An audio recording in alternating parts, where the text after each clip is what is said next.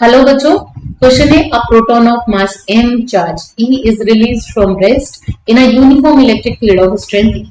The time taken by it to travel a distance small d in this field. So electric field है यहाँ पर E और आपने proton को release किया है, release from rest, very important term. तो इनिशियल वेलोसिटी कितनी है?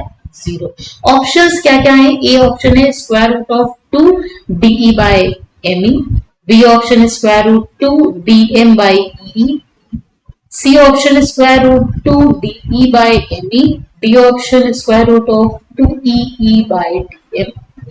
बच्चों जब भी हमने यहाँ पर इनिशियल वेलोसिटी, क्या हम u0 लिख सकते हैं क्योंकि हम रेस्ट से रिलीज कर रहे हैं प्रोटॉन को।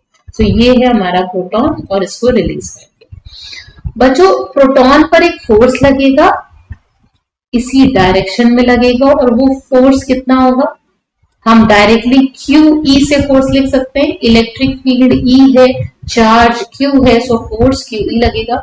यहाँ पर इलेक्ट्रॉन प्रोटॉन पर फोर्स कितना लग रहा है उसको FP लिखते हैं। चार्ज कितना होता है प्रोटॉन पर E, इलेक्ट्रिक फील्ड की वैल्यू हो गई, ये फोर्स लगा है। इस फोर्स की वजह से एक एक्सेलरेशन आएगा।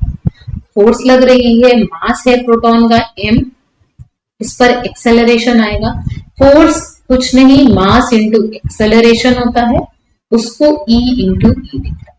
सो एक्सेलरेशन हमारे पास आ गया E बाय m।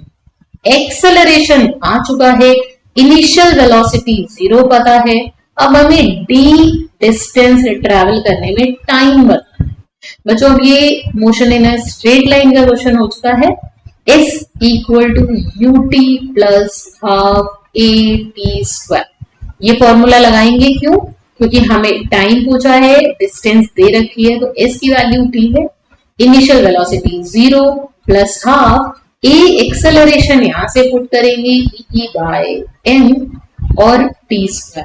तो t की वैल्यू कितनी आती है? Square root of 2md by e। ये आंसर हमारा मैच कर रहा है बी ऑप्शन के साथ, square root of 2dm by E.